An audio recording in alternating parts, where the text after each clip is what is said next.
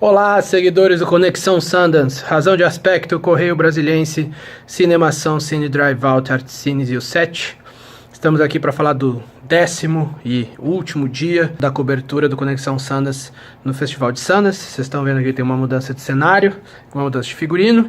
Isso é porque eu já estou gravando esse vídeo a meio caminho do Brasil e, portanto, aqui já estou em outro hotel e também não está tão frio. Então, por isso, essa mudança que eu tenho que dizer para vocês que é um alívio.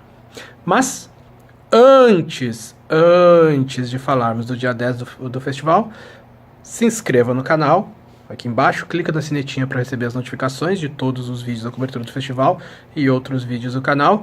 Aproveita e curta o vídeo no começo para não esquecer de curtir no final. Curtir o vídeo ajuda muito a divulgar a cobertura que a gente está fazendo aqui. E faça como o Ali Muritiba. Alô pessoal do Conexão Sundance, grande axé. Bom, chegamos então ao 10º dia, no qual eu tive mais 3 filmes. Infelizmente, nos últimos dias queria ter feito 5 filmes por dia, não fiz por diversas questões, desde o meu cansaço até dificuldade de conseguir ingresso para alguns filmes que eu queria ver obrigatoriamente. Mas consegui cumprir a meta. Chegamos ao final do festival com exatos 30 filmes. Dá uma média de 3 filmes por dia, considerando que o primeiro dia não era possível, né? Tive alguns dias com 4 filmes. Foi uma boa cobertura, acho que conseguimos dar um bom nível e ter uma cobertura panorâmica aqui. Bom, nesse último dia, por coincidência, felizmente, eu vi o melhor filme que eu vi no festival. Eu acho que ele superou os que eu tinha visto até agora. E também vi um filme que entrou no top 3 dos piores. Na verdade, no top 3 não, né? Nos últimos 3, né, tá? Que ficou na lista dos 3 piores filmes que eu vi aqui. O primeiro filme que eu vi no dia se chama We the Animals e é dirigido pelo Jeremiah Zagar. Ele é um diretor de documentários, dirigiu documentários. Esse foi o primeiro filme de ficção que ele dirigiu. Eu já conhecia os documentários dele, tinha achado bastante interessante, mas fui para este filme com assim, de coração aberto, não tinha ideia, né, do que ia acontecer. Na verdade, quando eu fui pro filme, eu não sabia que o filme era do Jeremiah Zagar. Isso é impressionante. Interessante, né, porque vocês vejam como o mundo é pequeno, né, como são essas experiências. Eu conheci o Jeremiah Zagar, os documentários dele, por um vídeo aleatório no YouTube, vendo uma entrevista dele sobre o último documentário dele, feito para HBO, sobre um crime nos anos 90. O nome do documentário vai estar aqui e o cartaz vai passar agora. Assisti o filme e gostei, né, e nunca esqueci o nome dele por diversas razões, porque eu gostei do filme, porque a entrevista que eu vi dele, ele tava dando entrevista na TV de bermuda, e eu fiquei pensando, cara, ele deve estar passando muito frio no ar-condicionado, olha só que coisa maluca, e também porque eu achei ele um cara muito simpático, né, hoje chegou aqui pra ver o filme que eu não sabia exatamente sobre o que era, fui despreparado, e era ele, eu acabei tirando uma foto com o cara, vocês vejam como o mundo é pequeno, e as coisas acontece, né? O mundo dá voltas, é uma coisa impressionante. Mas enfim, We the Animals foi o melhor filme que eu vi no Festival de Sundance. Ele inclusive ganhou o prêmio na mostra Next, ganhou um prêmio de abordagem mais inovadora, né? Acho que é esse o nome, assim, Sundance costuma dar uns prêmios diferentes. Mas é um filme, assim, muito tocante, né? Ele trata... dizer que trata de uma família disfuncional é um pouco... acho que é um pouco ingrato com o filme, porque família disfuncional parece que a gente tá falando de um sitcom, de uma comédia, né? Ou que a gente tá indo pra um drama muito pesado. Mas não, basicamente ele trata de uma família de imigrantes porto-riquenhos que tem seus problemas, né? Que os pais se separam, voltam, tem problemas com alcoolismo, mas que também é uma família que tem muito amor, muito carinho, tem muita união, né? E é tudo feito do ponto de vista do filho mais novo, né? Que é o baby boy, né, da mamãe. Tudo é feito do ponto de vista da criança de 10 anos de idade e como ela lida com aquilo tudo que está acontecendo, com o crescimento dela, com a relação dos pais, com os irmãos mais velhos entrando na adolescência, né, e como o comportamento deles muda. E o filme tem uma abordagem, assim, muito sensível, muito tocante. Para vocês terem uma ideia, não da história, né, não isso, mas para vocês terem uma ideia do toque, assim, do filme, principalmente da montagem do filme, ela tem uma montagem muito parecida com Moonlight, entendeu? Então é esse o espírito de filme que você tem que esperar quando você for ver We the Animals. Ao contrário, por exemplo, quando eu falei do Madeline's Madeline, que o filme tinha planos muito fechados, tal, tudo concentrado e dava errado. Aqui, na verdade, isso é feito e dá completamente certo, né?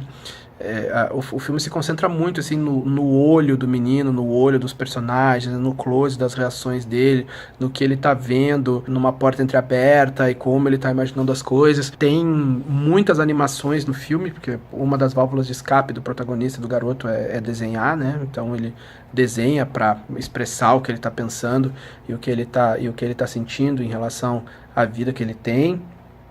E em diversos momentos, então, esses desenhos são animados, né? Você tem animações no filme com os desenhos da criança que ajudam a levar a história para frente e a expressar os sentimentos dele. E tem também muitas sequências interessantíssimas, assim, fantasiosas. Não são exatamente alucinações e nem exatamente sequências de sonho, né? Mas basicamente refletem aquele pensamento mágico da criança, né? E como ela imagina, como ela gostaria que as coisas fossem para ela lidar com os problemas todos que ela tem em volta ali. Não é necessariamente um filme sobre uma família abusiva, não é necessariamente um filme sobre pais que abandonam os filhos, né? Mas é exatamente sobre essas dificuldades da vida e como muitas vezes os pais fazem coisas erradas ou tomam decisões erradas, mas amam os filhos, como os filhos lidam com isso. E é feito para deixá-los tranquilos, né? O filme tem uma história contada do início ao fim de um jeito um pouco mais simples, né? De assimilar do que o Moonlight ou do que um filme do Terrence Malick, por exemplo. Eu fiquei muito tocado por esse filme, ele para mim superou nos melhores filmes que eu vi aqui, apesar de terem sido filmes, ter estilos muito diferentes, né? Mas claramente, se vocês virem os vídeos, vocês perceberão que os dramas familiares me pegaram de jeito aqui. Mas eu acho que With the Animals tá acima de Benzinho, que tá acima de Ferrugem, que tá acima de Holiday, esses nos dramas, né? E depois temos aí o Hereditário, o Assassination Nation, os dois nas sessões de meia-noite. Temos também o The Rider, o Foxtrot do Spotlight, o 306 Hollywood entre os documentários, né? Os filmes que eu mais gostei aqui. O segundo filme do dia se chama Passover. Foi um evento especial, na verdade, né? O filme não estava anunciado qual era, por isso que eu consegui o ingresso com mais facilidade e cheguei lá, era um filme do Spike Lee. Olha só que maravilha, né? E eu tirando foto das equipes dos filmes, o festival inteiro. Quando foi a primeira e única vez que eu fiquei sem bateria?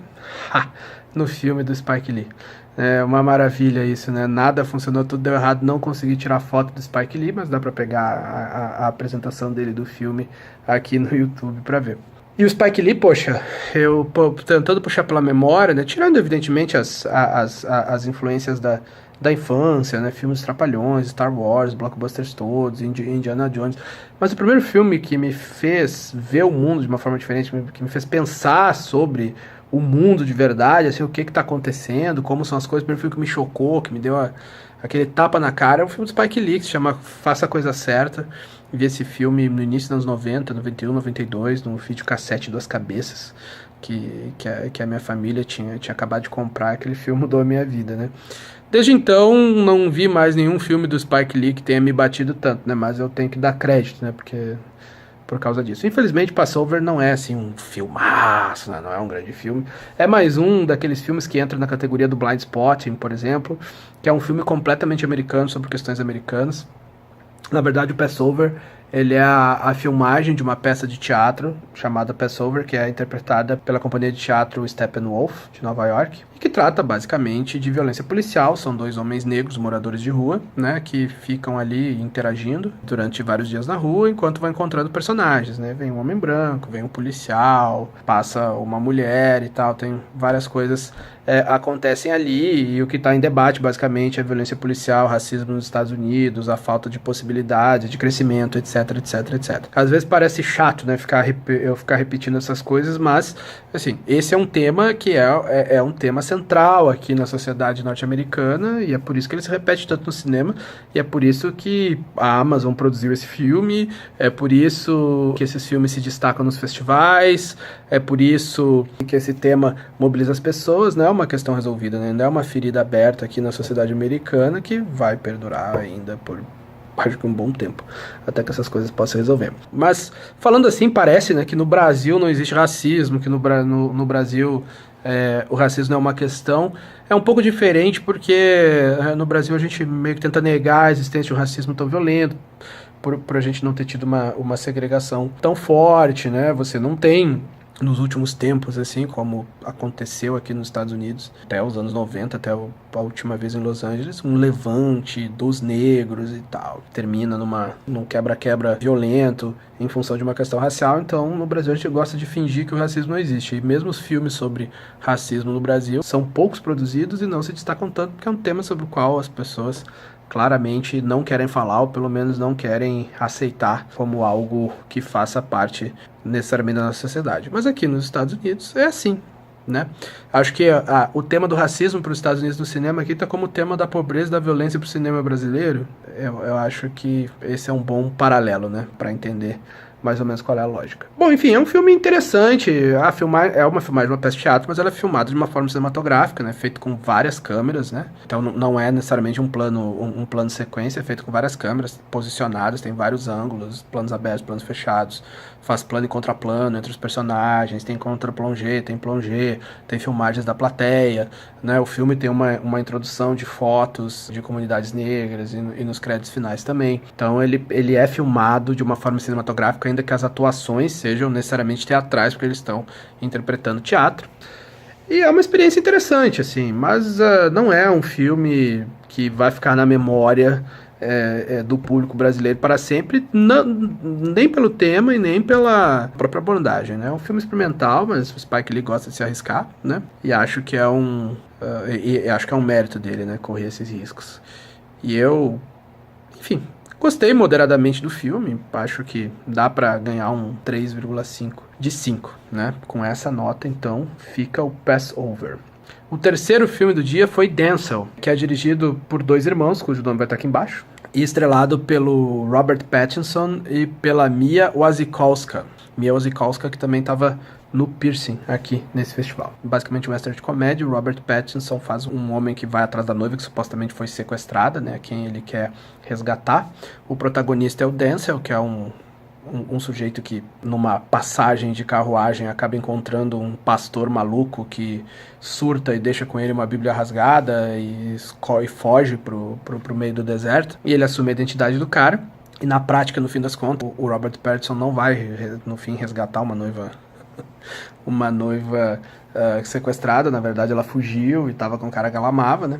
Então, e em torno disso se cria o drama e as confusões. E quem faz o Denzel, o personagem principal, é um dos dois irmãos, né? Que são diretores e co-escritores do filme.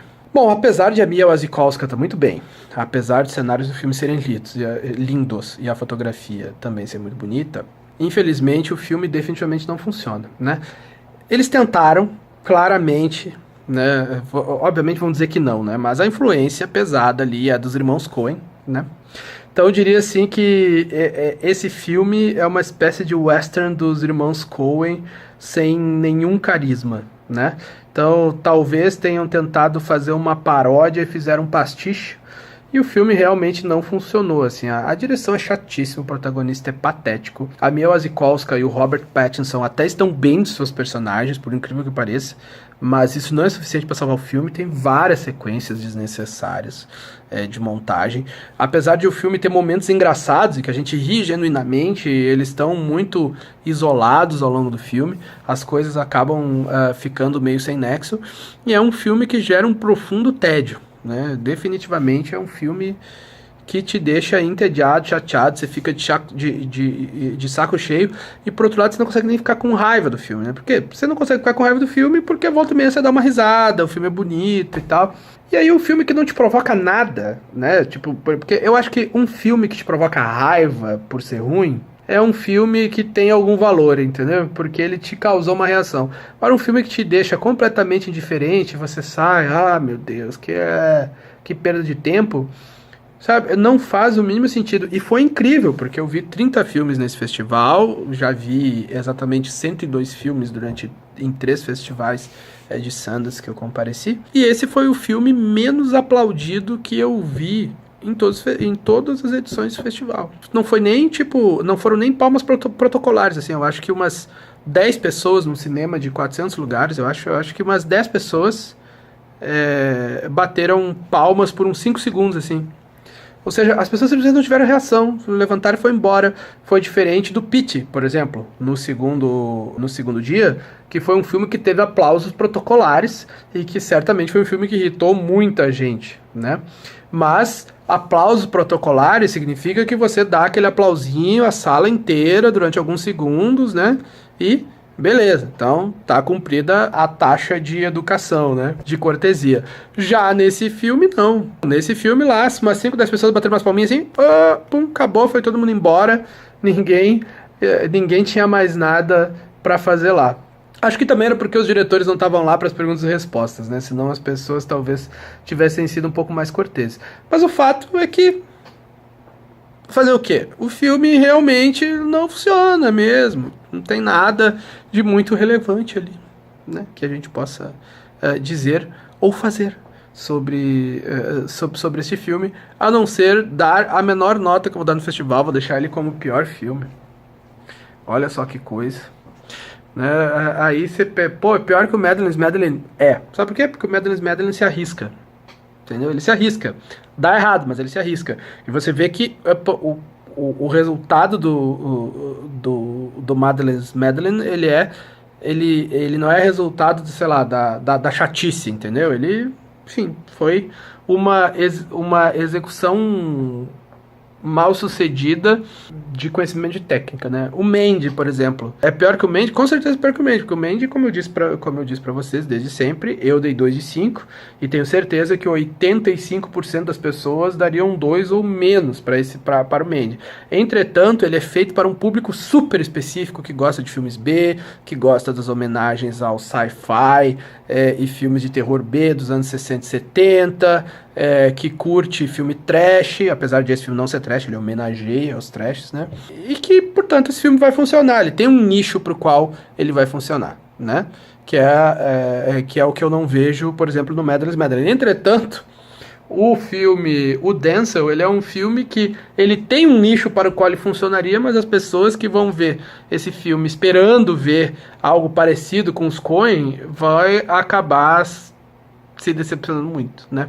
Portanto, Denzel, o último filme que eu vi no festival, vejam só que coisa, acaba ficando com a nota 1,5 de 5. Por que, Maurício, você tá dando 1,5 não tá dando 1? É porque realmente eu tenho que valorizar um pouco, tenho que dar uma estrela para as atuações uma estrela só por causa das atuações do Robert Pattinson e da Mia Wasikowska. E tenho que dar pelo menos uma meia estrela para a fotografia, que está muito bonita, né? Então, o filme dá muito trabalho, ele tem que ser respeitado. E com isso, encerramos aqui a cobertura do Conexão Sundance, Festival de Sundance 2018. Amanhã não tem mais, mas essa semana tem mais. Vamos ter ainda, possivelmente, uma mesa quadrada para falar do festival, dos vencedores e comentar. E deve ter ainda mais textos no Razão de Aspecto, nos blogs associados, sobre o resultado do festival e, enfim, sobre toda a experiência. Certo? Continue, então, acompanhando aqui o Razão de Aspecto. Vamos ver se a gente volta pro YouTube com mais frequência. E acompanhem e continuem acompanhando o SET, o Artcines, o Cinemação e o Cine Drive Out. É isso aí. E para o Festival de Sundance, até o ano que vem.